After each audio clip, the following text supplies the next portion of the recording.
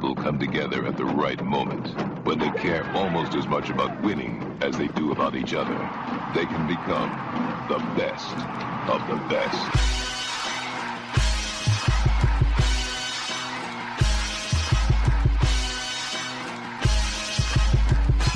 To the best soccer show, the best soccer show in the whole world.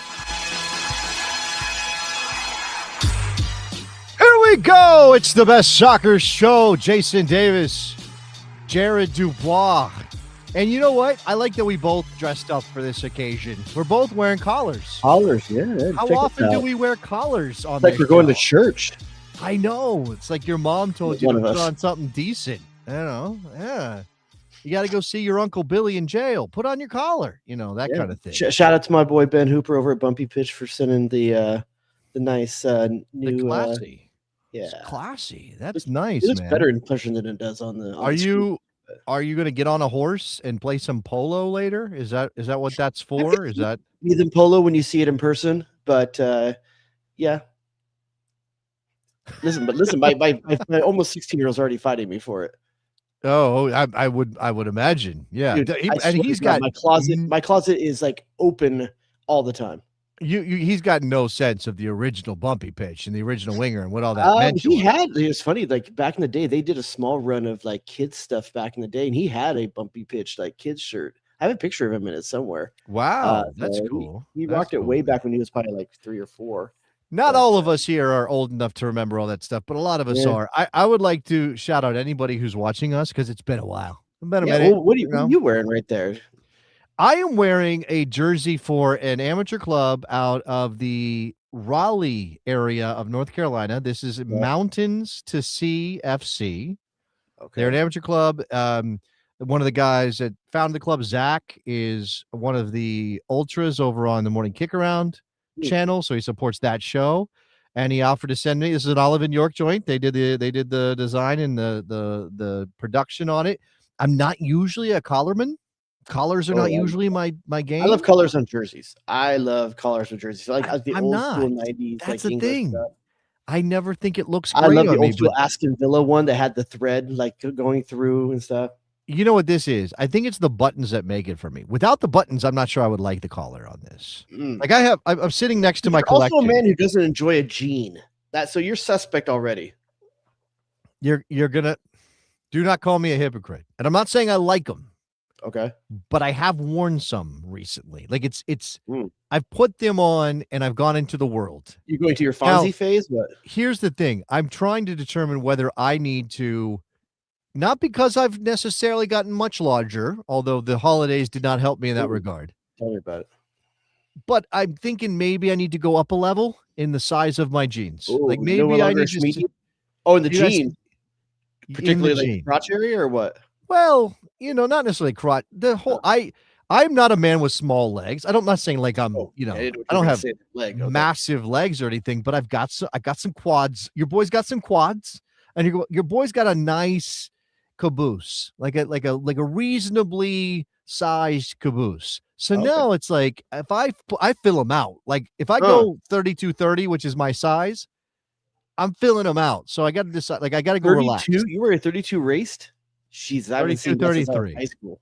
32-33. Been that way since I was like 20 years old, as far as I know. I'm not saying again. I've widened out, but that's the thing. I don't know if I want to. But I also do think I need to, like, I know the trend was back to the bigger sizes. Like going a little bit baggier has been the move. I'm behind the trend and haven't bought things, mostly because I don't want to spend the money, to be up with that. And now I'm worried that they're going to go back to tighter looks and I'm going to be buying all this bigger stuff. And then the baggier, the better right now. It's crazy. I know. It is 90s all over again. I know. Even in Puerto Rico, I got my wife's cousins got kids that are like young high school age, and their jeans are their Jinko level sizes. And I'm just like, I don't know what's happening anymore. Come on, there's part of you that's happy though. There's part of you. No, because I never engaged in it. Back in the 90s, I never engaged in it. You're all into hip hop culture and stuff like that in the 90s. You weren't into the baggy jeans. I had baggier jeans than I wear now. I didn't go full Jinko. That's what I'm saying. Like I didn't go you were super cross. I wore everything backwards, so I was up to no. Oh shoot! So you'll take the fashion risk of wearing stuff backwards, but I did not do that. Okay. No. I was relatively conservative with my choices. Well, listen, when you're moving schools all the time, but you don't really want to stand out, right? Yeah, I didn't really have like my own. I wasn't like with Jackie this group or that. the important questions in the chat. Is Jinko even still a company? You know what? I guarantee what's happening. A lot of people are buying those old IPs and reissuing, like Stussy. This is what I'm saying. This is what I'm saying. All of these private equity firms are buying up stuff like that, and then it's sort of like how Umbro is now like owned by some private equity group or something, and it's licensed, or they make stuff in the US under Umbro, but they don't actually own. It's all messy. It's all let's find out. Let's see if Jinko. It's why we get Battleship movies. Jinko.com is right. I'm looking at it. The original wide leg, and I can get 15% off if I give them my email right now. And these are 50% off and 20% too big. They have not backed down from the sizes. These are straight up big ass baggy down to the floor, dragging in the mud jeans, which again, I could never sign off. I could never sign up with that. I used to have that thing. All right. Thank you to everybody who's here. Oh, shout out to our man, Nicholas Murray, who's in the building. Always good. Mentioning something that happened today. Jonathan Gomez, Albacete, second division team in Spain, beat Real Madrid, the Copa del Rey. So that's fascinating. But we're going to talk about American soccer. Enough problems. We're going to talk about the American version of the game. And I just put a poll up on the YouTube chat. How do you feel about the U.S. men's national team as 2026 begins? And my options, I gave these options, Jared, and we're not going with like science here. I got great, I got pretty good, I got not good, and I got terrible. Those are the four options. Where do you fall, my friend? I would be in pretty good. I think I'd be in great if it wasn't for the injuries that are popping up right now. So I think going into the holidays, I felt really good. I think I'd be coming out, especially because some of our best players are performing, but we're having a couple injuries that make it really kind of squeaky bum time come recovery dates and when you have to be ready by. We have Tyler Adams going down for a 2-month, I think, 2 to 3 month injury, might be back in March, April. Tight timeline, be ready, and rosters announced, I believe, in May or early June, somewhere right in there. So whether he can be fit and good. We've got Ricardo Pepi going down with, is it a broken arm? What was have you heard what he snapped his forearm or something, just like gross. I didn't even watch, like I watched it once. I couldn't really tell what was going on, but I had heard what the injury was, and I was like, nope, I'm out. Yeah, I was kind of saying, I didn't see any up close and personal. So we're guessing probably 6 weeks. Good news with it being his arm, whether it's fully good to go, whether he's doing curls again or not, doesn't really matter. As long as he's out of the cast. He had to have surgery, which means I'm guessing that means they put in some plates. So my man might have a forearm shiver that he can deliver when he gets back. Like hit that metal to the, I don't take that, Australia. Yeah, they'll throw some bows. Well, let's be honest. Was Pepe going to make the team? That's a good question. Obviously, this hurts his case. Yeah. I think he was in line to be the third guy, not safely. But or be the second guy. I mean, what's your ranking right now? Let's do this impromptu. Before this, or like now? It's different.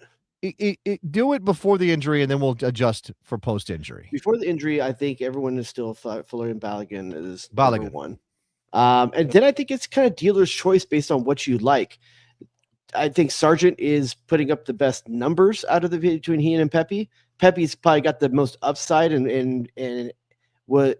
He just wasn't getting a lot of minutes. He started getting a little bit more, scored in a couple games in a row, and then does his forearm. So I don't know. I think it was Pepe, but now obviously it's, I want to say, God, I almost said Jonathan Spector. Why did I want to say that? Sargent. Yeah, I don't think it's Sargent. I don't think Sargent is close to this team, to be honest with you. So with Pepe, if Pepe's out, then are you saying it's not Sargent? If Pepe's out, it changes things, and maybe Sargent re-enters the picture a little. Brian White in? What are you doing? It could be Brian White. I think I don't think so. We thought maybe Damian Downs would find something at Southampton. That didn't happen. He's going back to Germany. Ajiman is doing well in the championship. Ajiman is my X factor. Ajiman stan. I think Ajiman gets in the team. If he's scoring goals, I think he gets in the team. And I've talked about this. This is my theory on Ajimong. He may not be a polished player. You may not be sure exactly what you're going to get out of him in a given day, but he is difficult to defend. He is he's a beast out there physically.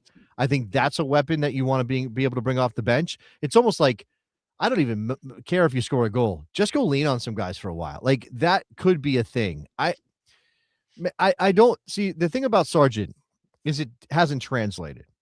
And so you keep looking at him and going, well, he's got this talent and that ability, and he's a well-rounded player, and he scores goals in the championship, but it doesn't translate to the national team. And I think that matters. I think it matters for Pochettino. From Nicholas Murray in the chat, hypothetical, Josh Sargent scores 10 goals in 15 games for Toronto to start the season. What happens?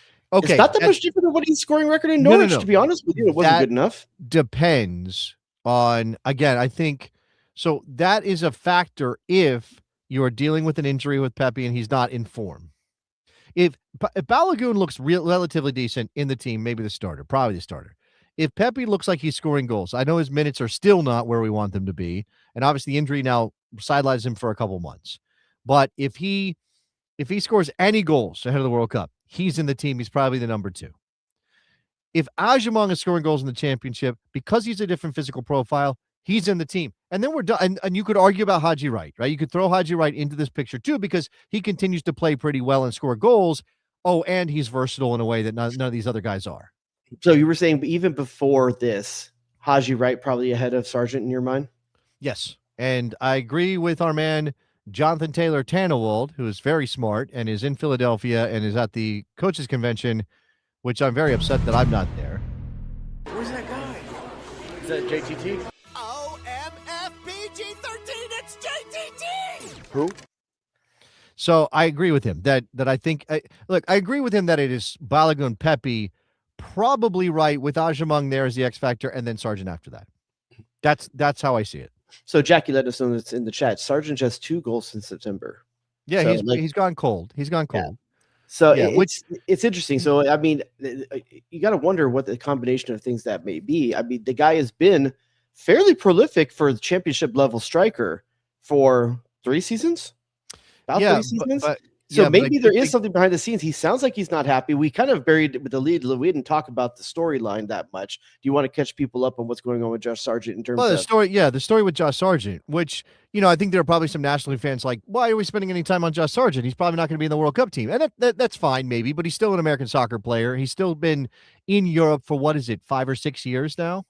Yeah. Started at Werder Bremen, obviously eventually made the move to Norwich. Norwich went up with them, went down with them, is now a pretty solid championship player, even though he's maybe not scoring right this minute.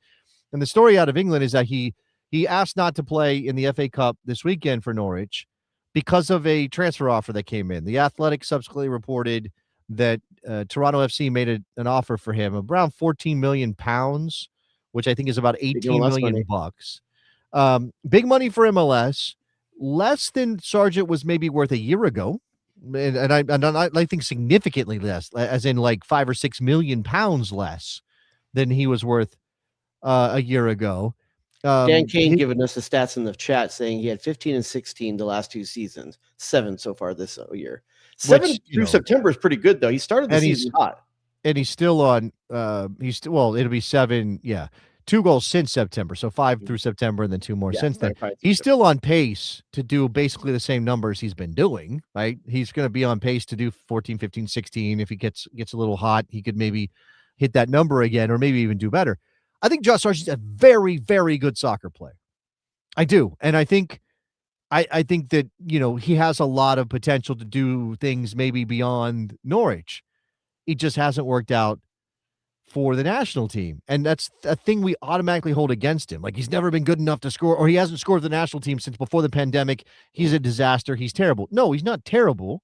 It just hasn't worked. Some players are very good club players and not good national team players. Some players are very good national team players and stink on the club level, or don't stink, are inconsistent. Malik Tillman's held the Gold Cup. I mean, finally had a good run. Yeah, and I don't know that it will click. And I'm not saying you keep bringing him in and slamming your head up against the brick wall hoping it happens. If you have better options, and But I mean, Balogun. if he ever needed an olive branch to the national team, I mean, the door is open with Ricardo Pepi being out now. It is worth wondering if Pepe's injury changes Sargent's thinking about potentially going to top. I think it makes Ajimon I think it affects Ajimon more than Pepi. No, that's probably true. Sargent. But the thing about the offer that's on the table is that Norwich is flat out saying, no, we are not selling. And here's why. They're in the relegation battle.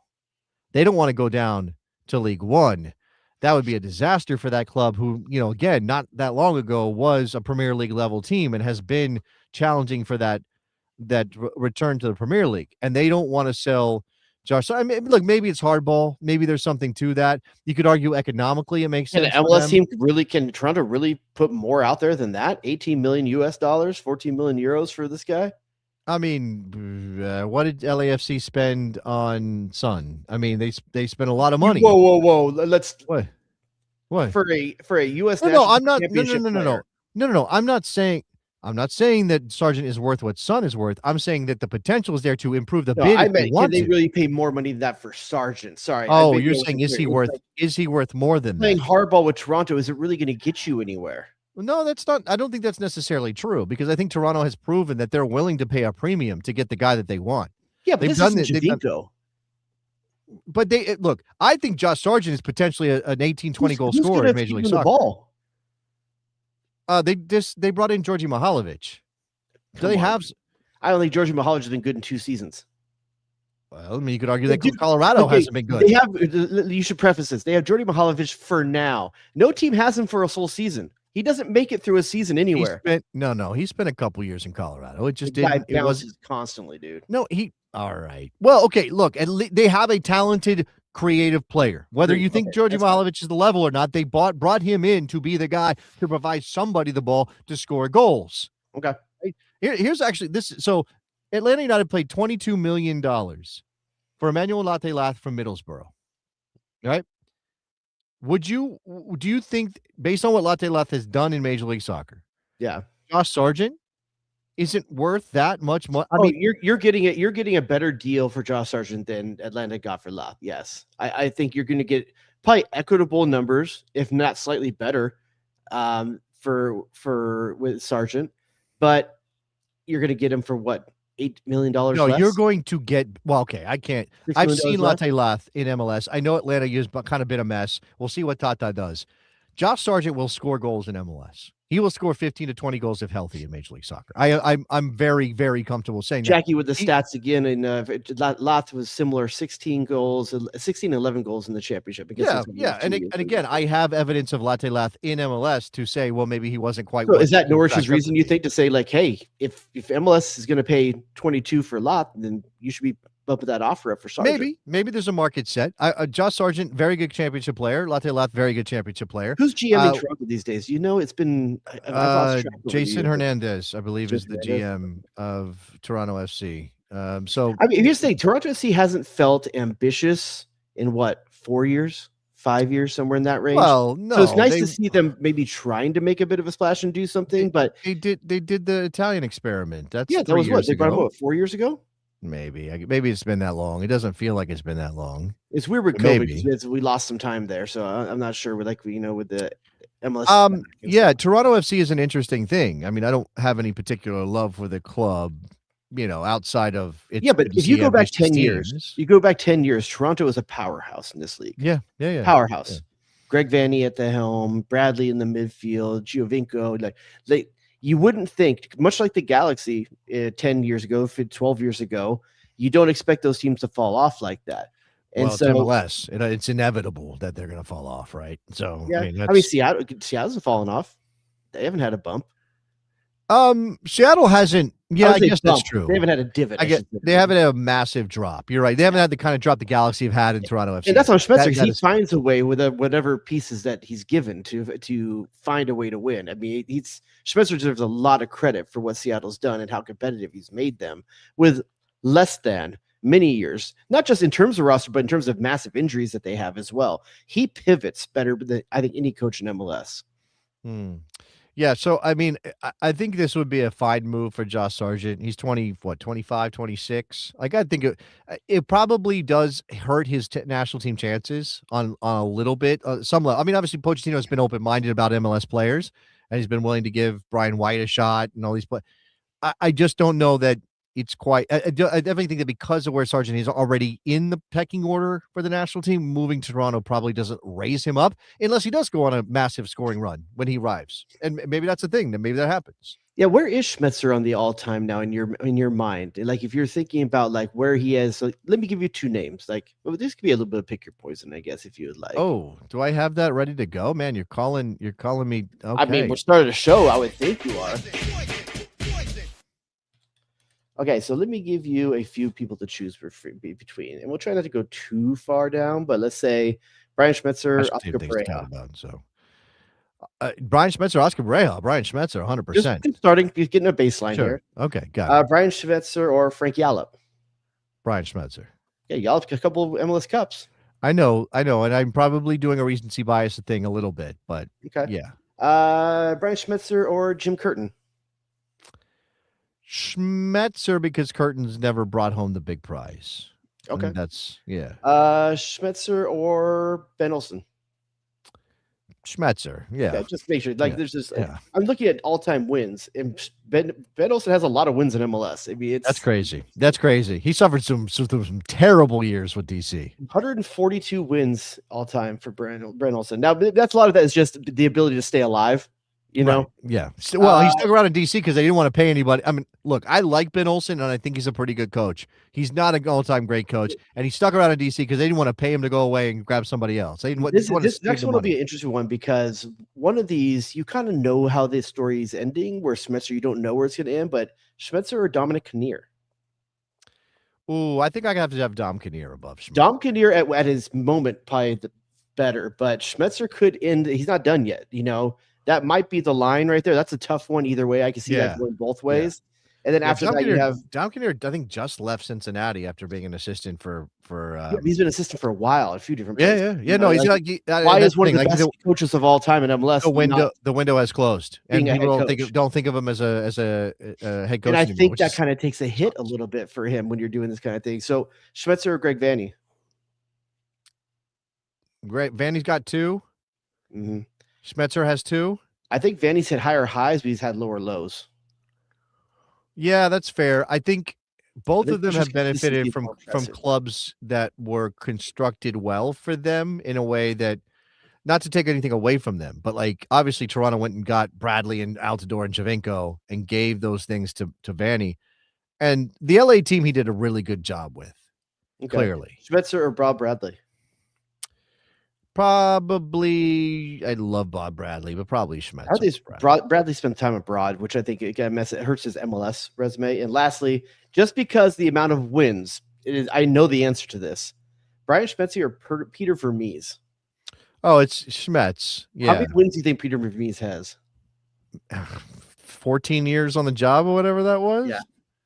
You said Ben Olsen's got 140 something. And this is off Google's AI thing. So I'm not sure if this is when they ran these numbers. But what do you think? Never trust that. Well, what do you think? If you were taking a guess, Peter Vermees. I don't know. So 12, 13 seasons, 34 games, winning an average of what? At Sporting 10 to 12, maybe 14 wins is a lot.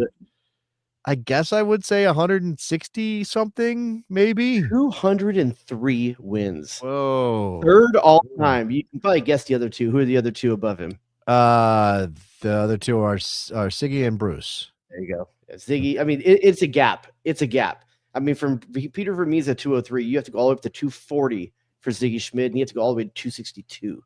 And Bruce Arena's still tacking. Think about the fact. Ziggy Schmid, we lost how long ago, and still. Yeah, 240. Yeah. Think about Siggy Schmid. He was 65 when he passed in 2018. Yeah. We're 7 Arena right now. Bruce Arena. He would be, I don't think he would still be managing Bruce if he was still right now. So they're how many years ago did Ziggy pass away? 2008, December 25th, 2018. Dude, so literally 7 years ago, basically. So Bruce is 74 right now, so that would put Ziggy would have been 72 right now. Yeah, he's being a little younger than Bruce. But again, I think Bruce is a maniac. I think Bruce is a maniac. I don't think Bruce should be coaching anymore based on just like live a life. I don't know if he should be GMing anymore. Did you hear about Espinoza? Wow. So they screwed up the Espinoza thing, but now they're going to go sign Timo Werner. So that makes up for it, right? I guess, man. Like I still don't understand what happened. It sounds like they didn't realize they had an option on. That's what Landon is saying. I haven't caught all of that. I'll admit I'm not spending a lot of time. No offense to Landon or I don't know where San Jose's roster position is. Was there a chance they get both? I don't know if they had. Because Espinoza's taking a DP spot. I don't know if they have another DP besides Espinoza. No, but the thing about Espinoza going to Nashville is like, ooh, baby, like let's see what cooks there.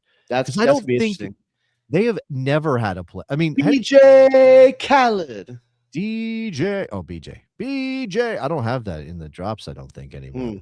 Kind of sad.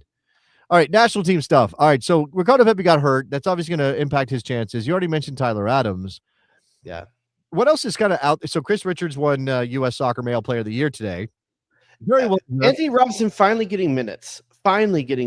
Yeah, coming into the new year. So I don't want to put too much pressure on that, but I think I'm not sure how many starts and minutes over the last, but it's been considerable. Oh man, he got healthy, and Marco Silva was like, "You're playing 90 minutes every game. Yeah, go for it, buddy." I was really kind of nervous for how quickly he was putting some significant minutes on after not doing much at all for months. Yeah, I don't think he's been great every time out, but I think he's been pretty damn good almost every time he's been on the field. They just won the FA Cup against Middlesbrough. He did play. He did not start that game, but he came on for about half an hour or so, a little bit less than half an hour. It's FA Cup. I mean, with the minutes they've been giving him so far, it's probably not wise to put more on but so this is the run. So he made the bench. No, sorry. He didn't even make the well, he didn't come off the bench. He may have made the bench before December 13th. I don't have that in front of me. What I have is he started against Burnley, 90 minutes. Newcastle, 4 days later, 90 minutes. Nottingham Forest, 5 days later, 90 minutes. West Ham, 5 days later, 90 minutes. Crystal Palace, 4 or 5 days later, 90 minutes. Liverpool, 3 days later, 90 minutes. January 7th against Chelsea, a win for Fulham, by the way. Thank you very much. He didn't play the whole game. He won 73, so they gave him a little bit of a rest. And then the FA Cup, which just happened. It's really weird how he went from 0 to 100. Like it is interesting. I mean, good for him. I'm happy for him. But it made me extremely nervous to watch that workload over the bid. But it sounds like he's performing well. It sounds like he's got his feet back under him. So what's going to be really, really interesting when we get to these March friendlies, assuming everyone's healthy, is seeing what the minute ratio is between. By the way, something we should probably mention is that Chris Leach lost his job in San Jose and could be related to the Espinoza situation. It could be. But even with Chris Leach, it is weird for Bruce Arena not to have both jobs. He tends to take both jobs, and Chris Leach, I believe, was already in place when Bruce Arena went there. Still? Wait, hold on. Is Chris Leach still the general? I thought he lost his job. Maybe I'm wrong about that. I don't think so. I think he's still there. Okay, he's still there.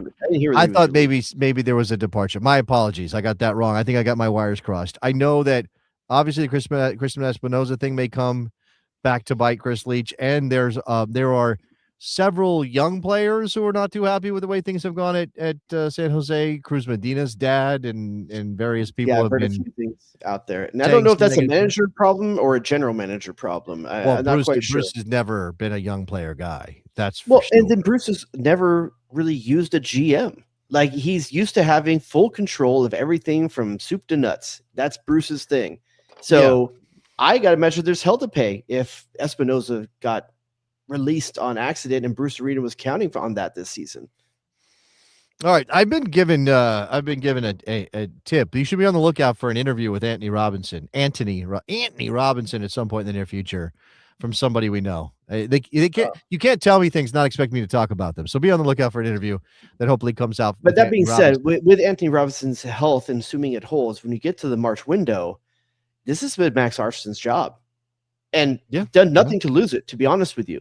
Like, if anything, he's only made himself more essential on that left-hand side. I suppose once the move to the back three happened, Max Arfton became much more appealing as the guy to play in that spot. Who's to say Andy Robinson can't do that as well, though? Well, but I think there's an argument that Andy Robinson may not be built for the wingback position quite the same way. And what you could do, and I've heard this talked about, you could put Anthony Robinson in the back three, particularly if you're not 100% sure about, a certain aging center back who's been getting all the minutes. I'm not alongside. You're not concerned at all. I mean, well, okay. Would you, if it came down to a World Cup knockout game, you get out of the group, World Cup knockout game, Anthony Robinson or Tim Ream as a center back in a back three? Tim Ream. Okay. All right. Just because the way he reads the game is going to be different. I think that is because, okay, you're going to have Chris Richards in the center, right? Who's going to be on that right-hand side? Blackman? No, I don't think Blackman's a starter. Well, I mean, Robinson? I think you could. Huh? What? Miles Robinson, Austin Trusty. Who's that person? Well, Miles. I don't think Austin. I think Mark McKenzie could be a factor in that position going into the World Cup. I think the fact that we don't know is why you need Tim Ream. Because whoever's going to be there is going to be a stopgap. It's going to be someone that doesn't have the same chemistry. Or you put Tim Ream in that center position and you push Chris Richards out to that side. You put Anthony Robinson. I understand that if you played Anthony Robinson back there, you're limiting his ability to get involved in the attack, right? That is. But if you're doing to hit Max Arfton on the field as well, right? No, right. Well, what I'm saying is, do you think it makes sense to play Max Arfton as a wingback and Anthony Robinson as a center back? Correct me if I'm wrong, but don't you feel that Max Arfton's better going forward than Anthony Robinson in the final third? I think Robinson's speed gets him there quicker. Different players. I think Arfton's more effective in the final third than Anthony Robinson. I think Jedi Robinson's cross is better than Max Arfton's cross, but I think Max Arfton has more than a cross. He gives you more options cutting inside and doing things on the ball. Yeah. Yes, 100%. And he's more of a goal threat than Robinson by a big margin. He's more of a goal threat. And this isn't me trying to say Max Arfton's a better player than Robinson. No way. Country mile, not as good. No. But if you're going to play this style and you want to find a way to get both in the field, there's an option there, But because especially in a back line that probably is going to have Tim Ream in it, and you don't have another set person other than Chris Richards, having that speed of Richards and Anthony Robinson really lets you be more freed up to play Tim Ream and play him in that center back position because he has so much speed and dynamism around him. Yeah, okay. I mean, I think, look, these are good problems to have, right? To have a guy like Max Arfton who's emerged over the last year, and then to have a guy who was on a world-class track before his injury in Jedi Robinson. Like, why wouldn't you want to have that problem? Like, of course. Sure. I mean, I also think it's, it comes back to that thing about us bitching about depth. It's like, we have depth, and now we're going to talk about it like, oh, God, it makes the depth less necessary, too, because one of the reasons that you talk about depth all the time is having that left back potential, but it never quite goes well for the U.S. national team when he's there. I still think it's potentially Dest's job to lose, especially in a 3-man back line. I think when you talk about a 4-man back line, you start getting into Freeman more. Okay. Well, yeah. Again, with the back. So again, certain people are sending me text messages while we're on the air and giving me tips about what's coming down the line. Jonathan Taylor Tannenwald telling me that there's an interview with Jedi Robinson that might be up tomorrow. So look for that with the Philadelphia Inquirer, he says. Hopefully. Now this, and again, we're talking about what kind of position Jedi Robinson would play under Mauricio Pochettino, particularly with the evolution to the back three. I don't think it gives too much away to say that Robinson is ready to play wingback.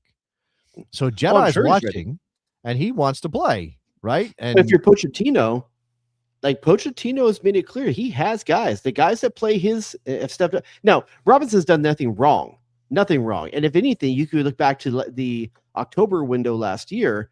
Robinson was a big part of what Pochettino did when he actually played him in a more advanced, almost midfield role, more centrally based in that friendly window. So I think Pochettino has plans for Robinson. I just didn't think anyone thought that Max Arfton was going to come in and force the conversation the way he has. Yeah. But again, I mean, I think you just go, okay, that's great. We've got options, and Poch has to figure it out. And that's why he gets paid the big bucks to figure that out. Another player we should definitely talk about who has been fringy, kind of got his way back into the team. I think some of that was injury, but obviously some of that is just he makes himself kind of he makes himself known is Brendan Aronson. He is in the form of his life, killing it in the Premier League. Now he's been at Leeds for a while. He's played a lot of championship games, but this is the best he's ever played for Leeds. This is the best he's ever played. The game against Newcastle, 2 goals. Unfortunate handball at the end, to give 1 goal back. I think the Manchester United game, was that the other one he scored in, if I'm not mistaken? Yeah, he opportunistic, moments of turnovers that he turned into finishing has been amazing for him. And he's playing as a true forward, where we've seen at times he plays in like more of a false 9, a 10, a little bit wide. He's playing as the second forward in that lineup for Leeds. I don't think it's coincidence that both he and Calvert-Lewin have been playing excellent together, right? Off of each other, playing together. I think it's just, you can see chemistry there. And, rather than be like, damn it, Farka, why didn't you figure this out like 6 months ago or a year or whatever? You just go, oh man, this is great. Remember before the season started, we had the topic where I was like, I think he has a place in this team. And you were like, he needs to move. And a lot of people, not just you, a lot of people thought he should move. But I mean, the guy stuck it out and he's become a huge part of the success at Leeds this year. I think enough where the fans are willing to wash away the bad taste of their mouth of the Aronson, Adams, and I hope South Jersey boy Brendan Aronson doesn't hold a grudge and it's just like, okay, whatever. They love me. I think that's chip on his shoulder. I mean, because when he celebrates, he does this like, yeah, that's me. I did it. His celebrations a little bit of. I don't know if he's taunting his fans or the other teams, but yeah, I think it is like, I've always been this good. You just didn't appreciate me or something like that. Right. And that's a good point from Nicholas Murray. Scoring against Man United will automatically endear you to Leeds fans. That's a big tie. If some people don't know, that's a big tie. That's a that's a rivalry with some depth to it and some animosity to it. So you got to put his name in the history book there. Did pick up a little bit of a knock in the Newcastle game at the end of it, which was obviously a journey. I mean, you had the goals. That was one of the craziest games of the season. If you guys haven't watched, go watch the highlights of that game. It is crazy, nonstop the entire time. So many chances, beautiful goals. Oh my God, the Joel Linton goal was fantastic. And can't stand that guy, but next up, the finisher, man. Next up for BA and Leeds is Fulham coming to town. From a Fulham fan perspective, would like that to be 3 points, but maybe Aronson gets another couple of goals. Maybe he's healthy and ready to go. We talked about it, I think, after the November window, and we said, like, what player that's not really on the radar right now is going to force his way into this before the World Cup, because it always happens. There's 1 or 2 guys that are not on your radar going in that end up being there. And I think while Aronson was on the radar, not like he is now. I think he was a player that I don't think I put him on my 23 when we made 23. I don't think I did either.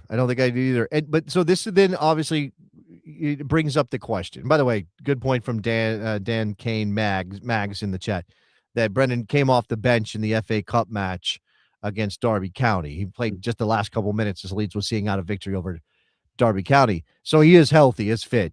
And so he should be available for the game against Fulham.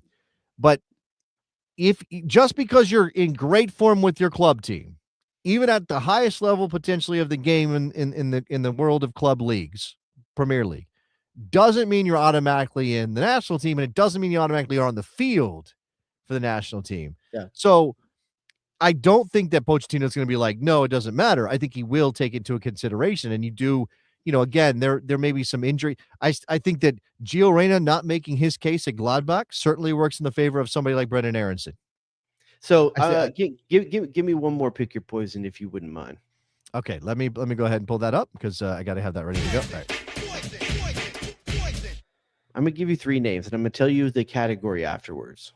All right. Chris Richards, Tyler Adams, Brendan Aronson. Okay. Best American in the Premier League so far this year. Oh, man, Brendan's run. I think Tyler Adams would be running away from it if it wasn't the injury. Yeah, I think that's right. Obviously, look, Richards has had. Palace is always going to be teetering on. It could be a disaster. Leeds too. Like it could be a disaster at any moment. Farka's gotten them stabilized at Leeds, and it looks like unless something just absolutely crashes down around them, they'll. I'm not okay. I don't want to guarantee safety, but they're on that path. Obviously, with Palace winning the FA Cup last year, and some of the other things that have happened, there's a sense that they could build on that. But then they get knocked out of the FA Cup with the biggest upset in the history of the tournament. Chris Richards coming back from the Macclesfield or something like that. I can't remember. Macclesfield, yeah. Macclesfield. Richards comes back from his cut foot to play. I watched that. Richards was fine. He wasn't the problem. Yeah, it's not Richards. I know. And I still think if you're talking about like without the flashy elements of maybe goals or even the team succeeding at a high level, I think Richards, relative to his position group, is the best of the three.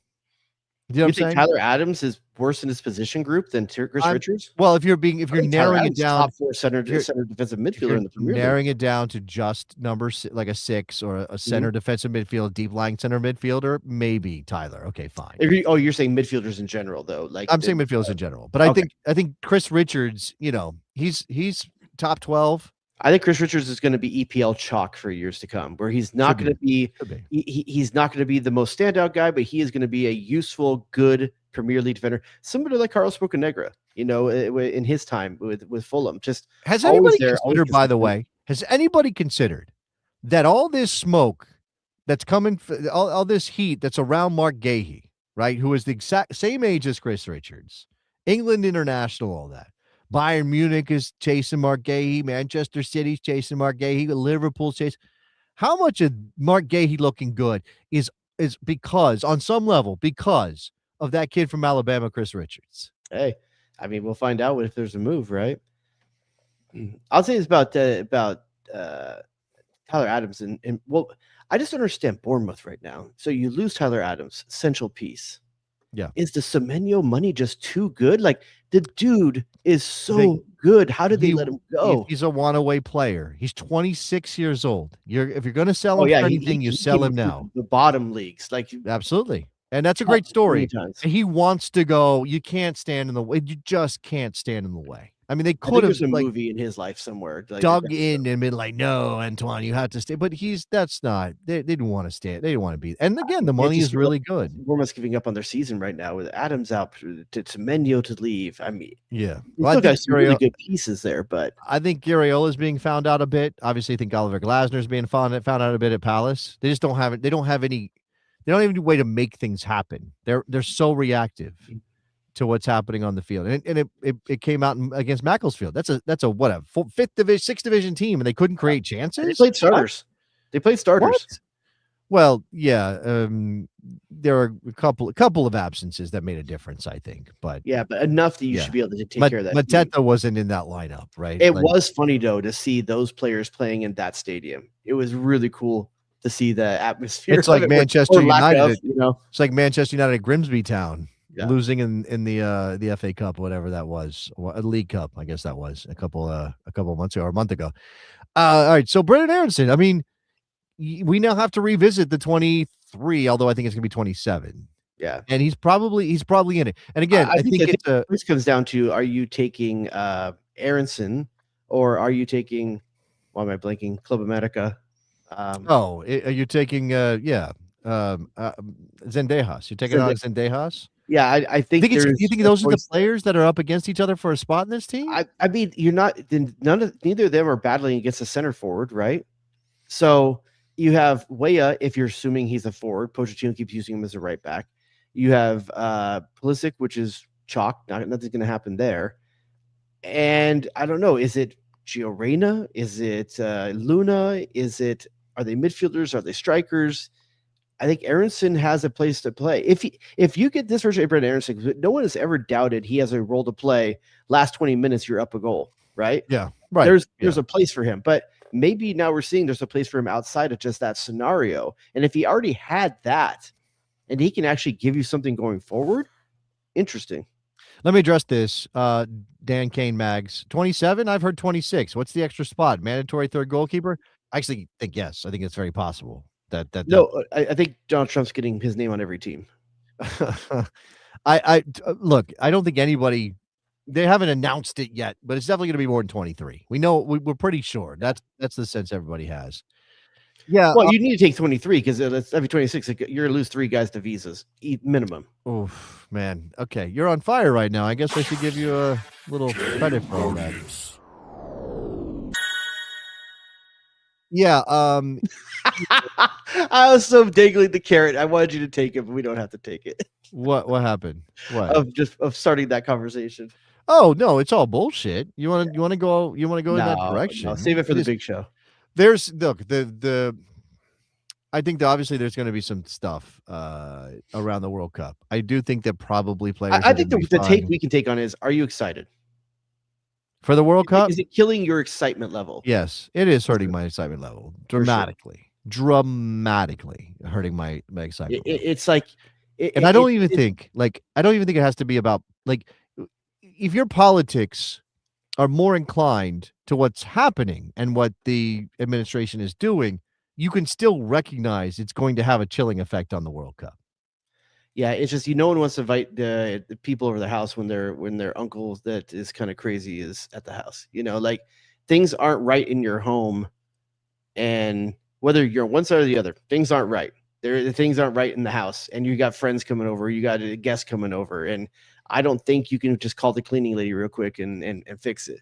Yeah, so that's my opinion. It's going to be interesting, interesting being a very yeah, it's rough. It's rough. I mean, if we want to delude ourselves for a couple minutes and just talk about it like everything's normal and have fun discussing our national team, which we would prefer to do. Yeah, I could do that, but yeah.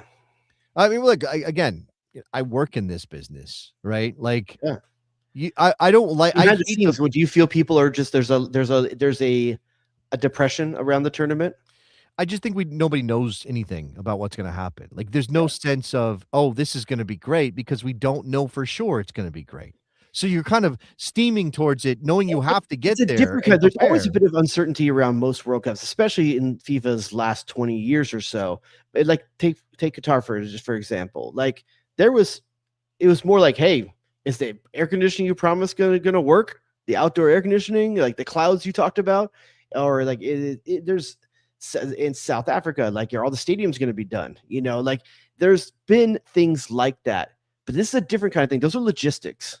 This isn't logistics, it's a different kind of thing where I don't know. I mean, I think the last World Cup I remember not having any nervousness about was probably the German World Cup, 2006. I mean, you had Brazil, which had some new stadiums that were kind of questionable, and they were really hard places to get to. You had South Africa, you had Qatar, Russia, which is problematic because we didn't even go, and I think Germany in 2006 is the last time I remember a World Cup that was just like, hey, I'm not wearing anything. I have to be self-aware enough to know to recognize that my age has an impact on how I feel about a World Cup. Like the younger I am, the dumber I am, the less not aware. I was aware at 25 or 26 or whatever the World Cup in Germany was. But you're maybe not as you're not as connected to like, oh, this matters to this thing, especially if you don't have kids. And I didn't have any kids in 2006. Right? I hadn't had a kid yet. So your world changes when you're now thinking about their safety and their future or the world they're going to be living in addition to just what you're doing. I mean, if you think about it, the most important World Cup to us as Americans came 8 months after the most monumental thing to ever happen in this country in terms of a terrorist attack, right? Like, and the thing about that period, and I was, you're a little bit older than me, but not much. We're in our early 20s when all that stuff happened. It's all very blurry. Like, I know what I was like. I can go back and do the backwards time thing and go, I was living here. I was living with this person. I was friends with these people. I was doing this job. But to connect it to the world that was around me at the time is really difficult. But that's also what the World Cup is supposed to do, right? Unite the world. And take you away from, and do that thing where expose you to new cultures. We put down all the guns. Everybody put down your guns. We're playing football. dudes that never played soccer a day in their life know what a vuvuzela is. Because like you could expose the cultures, and I'm just worried what our culture that we're exposing people to is going to be like come next summer. So I don't know. There's plenty more we could say, but I don't want to dox you. Yeah, we can't. We have to be careful again. I don't. You do. It's a weird place to be. Like, to be honest with you, and I don't think I'm going to get in trouble for anything I say here, but to be honest with you, it is a hard thing. Like, I work for a soccer channel on satellite radio. You would think this is going to be the most important thing to ever happen to me in my career. And it might, but I don't yet know what form it takes in terms of my participation. Like, no one's told me you're going to this game, you're covering this thing, you're broadcasting from this place. That is still yet to be determined. And so in my head, it's all like, I'm so excited. Crap. I see another thing on television. Shit. No, if you're a spectator, I would be, if I had tickets to a game, I'd be worried. Like, what kind of protests are going to be going on? You know, like what kind of like actions are going to be taken? This has potential to be one of the more unsafe World Cups. You don't have to be a scaremonger. You don't have to be a fabulous to say they're talking about when the Bad Bunny thing happened with the Super Bowl. The people in charge of ICE and CPB and all that stuff, CBPR, all that stuff, are saying, I had it right the first time. They're saying, "Oh, we're definitely sending people to the World Cup."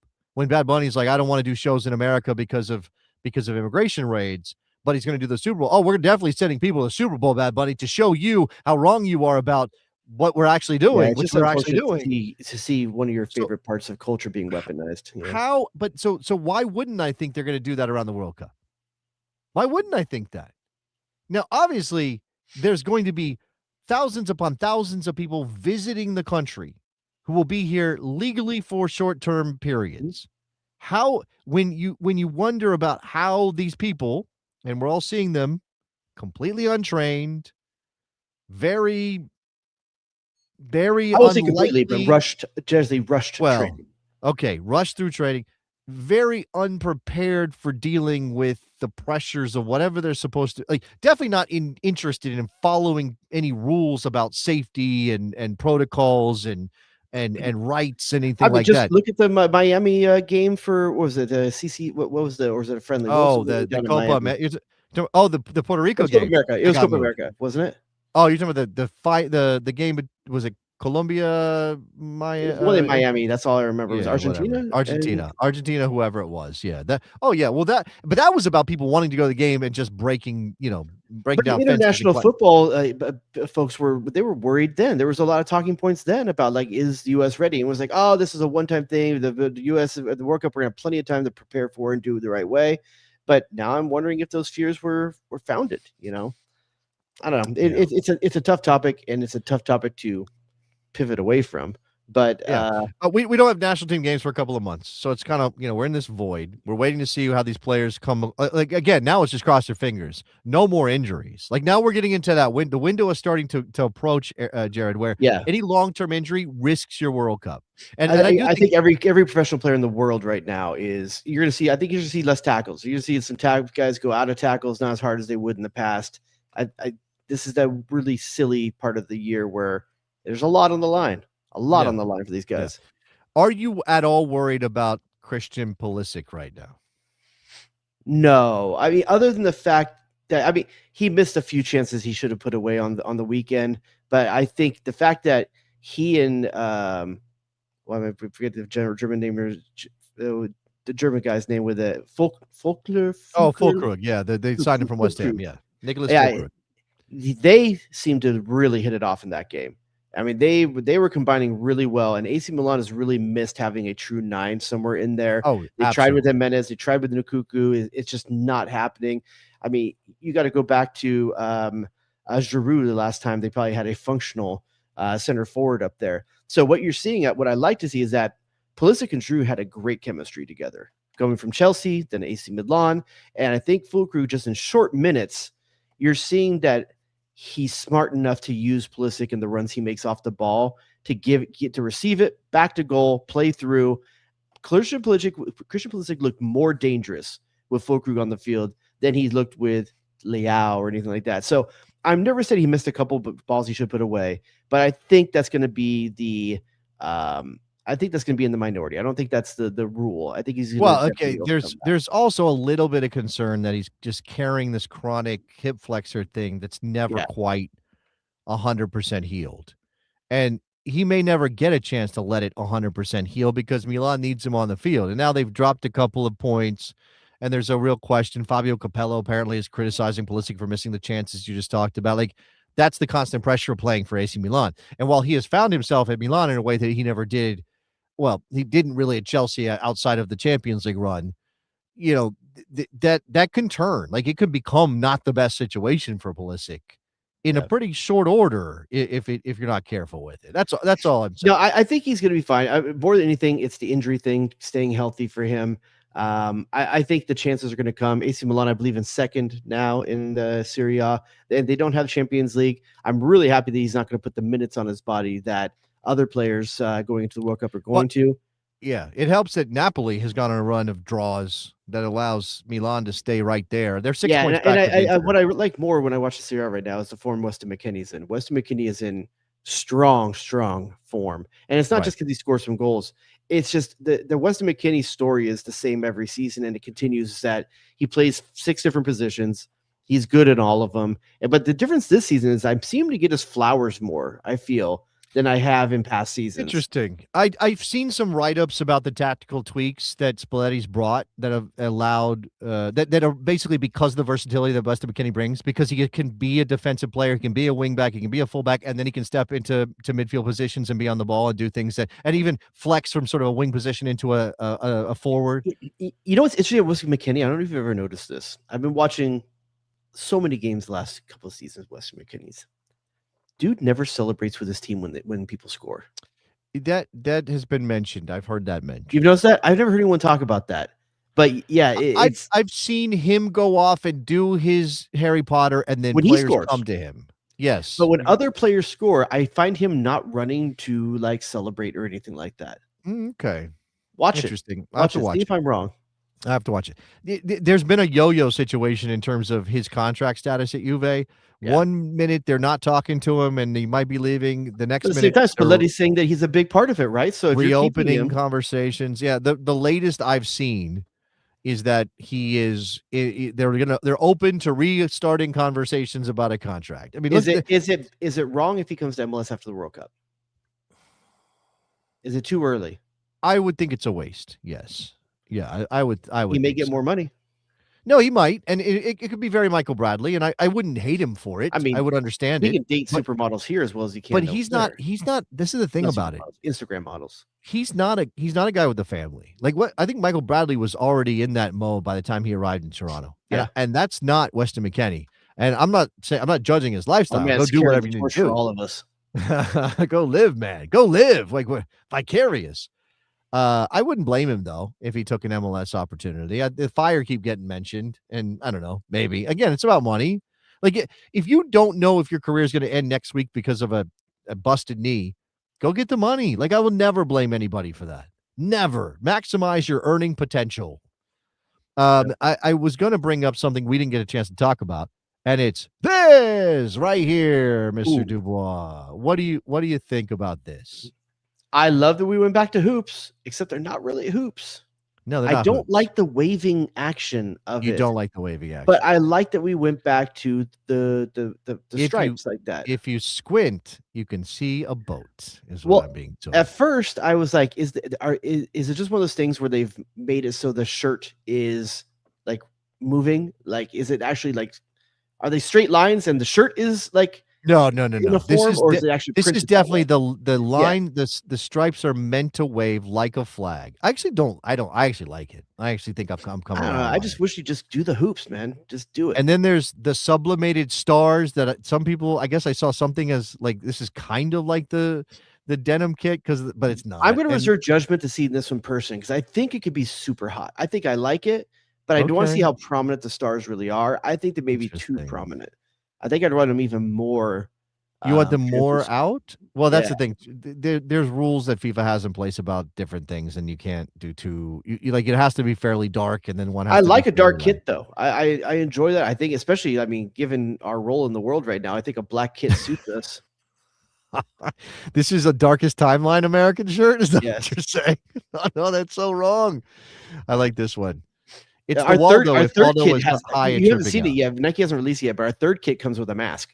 One question that I put to people when I talked about this on Morning Kicker Out and to what Frank and Orange County is saying, do we call this the wacky Waldo? Do we call this the wavy Waldo? Do we call this the You know, I think what's the Wacky name? Waldo's pretty good. I hate that I Yeah. didn't think of it, so I want to think of something else. But Okay, I had another name or two that were better, but I can't remember what they are now. Acid Trip Yeah. Waldo. Yeah, there was. Let me see if I can find It is my. a little bit of a trippy kind of look, you know. I'm interested to see what that's going to look like in motion too, and what it looks like on a human. Yeah, that's the thing. That's always this tough kit to will get. look good on a professional. I'm worried about some of our more overweight fans wearing this kit, Well, including me. you know, horizontal stripes are never great for larger folk, and I'm not judging. Yeah, I want to know what the combo is with the rest of the kit on the black one. What I about kind of wanted to go all black, like all the way through. Oh, I don't think they maybe. What about Wadoodles? Waldoodles? No, that's not good. No, Off the Waldos. Off the I think if Waldos. it's not black shorts on the black kit, I think red shorts on the black kit Red shorts and the black kit. and black socks. I'd have to see that. This one, what's the short color? They did blue when they wore the old Waldos, right? It was blue shorts. Do you go blue shorts? I think it was blue when they did Waldos. Yeah. And Bomb Pop, I think, was blue shorts as well. Yeah. This is my Waldo that I have in my collection. Is the number situation going to be the same? I don't have a number on this one, obviously. But do you think the number situation going to be the same? I don't know what they're going to do there, like with that. Yeah. Huh. I also want to see what the back's going to look like. Are they going to do a big rectangular empty spot in the back too? This is not black. This is navy. You wouldn't expect the colorblind guy to know what. Come on, we all know that there's elements of navy that just look black. That is fair. That is even fair. A colorblind man knows that. Overtime here. I want to get to a couple, like one more. Well, Ricky Pooch. I'm so sorry, man. That sucks. And for him too. And I love Ricky Pooch as a player. That love ruined my weekend, dude. Like ruined it, man. Like because from a Galaxy perspective, you feel like we were finally figuring it out. You know, you get the move for you get some great defenders in, and it just looked like all the pieces were coming together. The only thing that's good about it, and it's not good, but the only thing that's good is that it's going to force Galaxy to actually put him on the long-term list this year. Being that the injury is about 2 to 3 months after the one he did last time, there's no real hope of coming back this year. Yeah. So I think it's lesson learned. The question is, who can you get for a one season DP? You know, who's your bargain bin? And who's to say it has to be one season, right? I mean, Peck, maybe you sell him next year, you know, but if you're bringing a Ricky Pooch, you don't need two Ricky Pooch, and I don't think you can bring a Ricky Pooch. I think you got to bring someone. A bootleg Ricky Pooch isn't just sitting out there somewhere. You know, actually, 2 seasons ago, maybe you grab an Isco or something like that. I don't know. Charlotte tried to go find themselves not a bootleg Ricky Pooch, potentially a actual Ricky Pooch and Harvey Elliott, but he said no. Yeah, and that would have been that. Yeah. Well, but you should say, like, listen, Charlotte is not LA. LA has had access to things that other players can't. And if you tell a guy, because you think he can't really play much of anywhere else right now due to the restrictions of his movement. So, like, what is the other option unless Liverpool brings him back? Yeah, that's a thing. That's interesting. But you're right. I mean, there is leverage there. You could tell Harvey Elliott, hey, this is where they filmed that one movie. And then he might be like, yeah, I want to go play there. That'd be great. I Love You, Man. Yeah, that one. That's the one I'm talking about.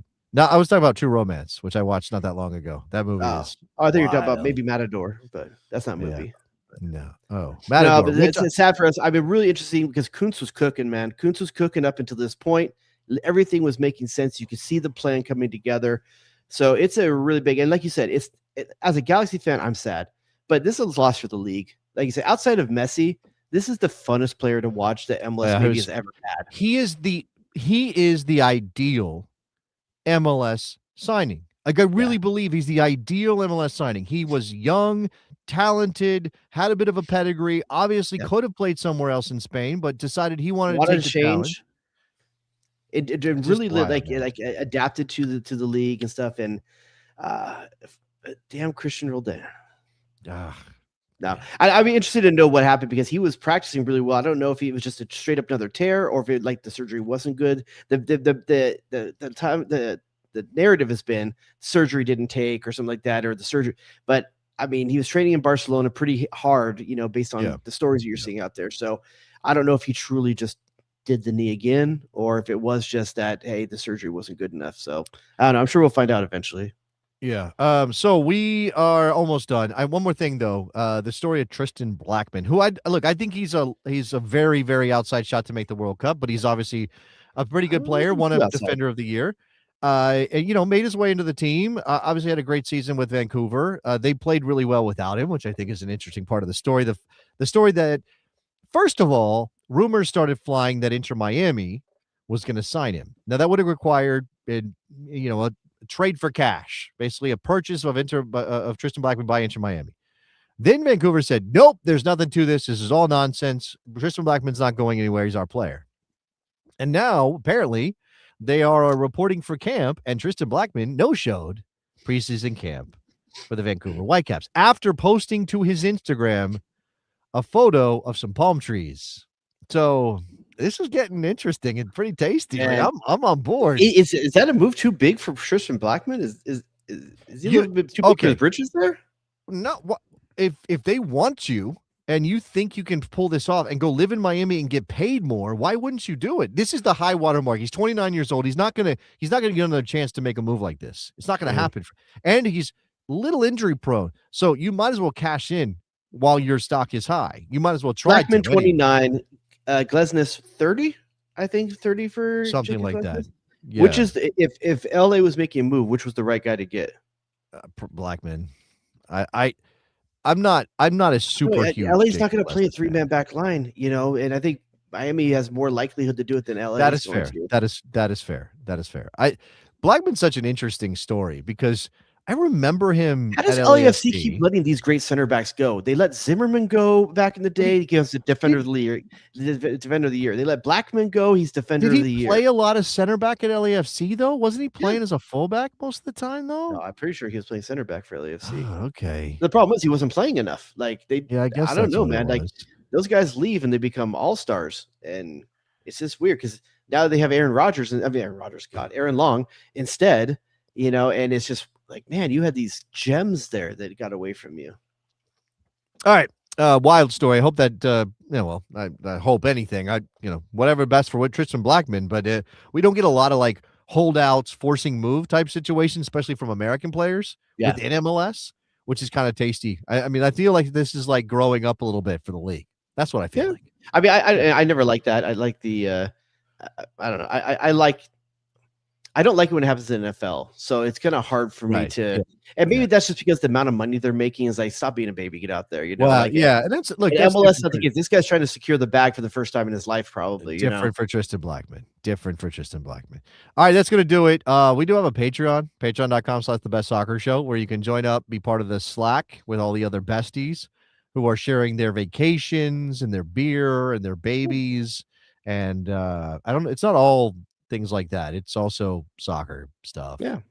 And the friendliest timeline, the friendliest soccer timeline is in our Slack. Absolutely. There's no, I think it says. And I think I'm going to have my winter Spotify playlist ready for posting in the next day or so. I put out my summer one. I put out my fall one. I think the winter one's about ready. So look in the Besties Music Slack. Besties there. Music. Right. And, I'll be putting my winter in there. I think you need to get in there. It doesn't mean it's new music. It just means the music I'm listening to right now. Yeah, I think it still says, if you go over to the community channel on the Besties Slack, it still says, like a warm cocoon from me, a quote where I said, what we forgot to do, because we've had a few weeks off. We forgot to do our Slack Patreon Slack member of the show. So we need to bring that back next week. So I think it's just us being rusty after a few weeks off. But we owe you guys some stuff, some bonus stuff. I haven't done a bonus show in a little while. I think we did a short one before the holidays. Well, that's true. Yeah, we did bonus going into the holiday, though. I think I talked about getting a procedure that I have not yet gotten and may not happen. You're not going to. Let's be honest. You ain't gonna. It's not because I'm scared. There's other things involved. I'll explain it later. It involves insurance. But it comes down to insurance because people in my family want all the money to invest. And so things have changed in terms of what money's available. Careful, you're going to invest in another kid. No, that's definitely not.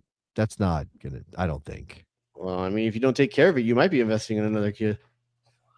Doing my best to avoid said situation without taking the full steps to avoid said situation. Yeah. It came up a lot in Puerto Rico. Like, oh, you can have another kid? Not gonna have another kid. I think we're Not on purpose. Yeah, no. All right. That's it. Thank you very much for watching, listening. The Best Soccer Show. We'll talk to you guys later. Bye. Bye. Say bye to everybody. Bye. Bye. The best. Only the best. Damn, dog, that's an approach. Oh, it's incredible. Get to the chopper. WNBC. WNBC. What's that for? Here we go. Saucing them up. Hit them. What? Take us to DEFCON 3. Who asked those questions? The Sausage King of Chicago. The Horror Show. WNBC. WNBC. Jay Rodius.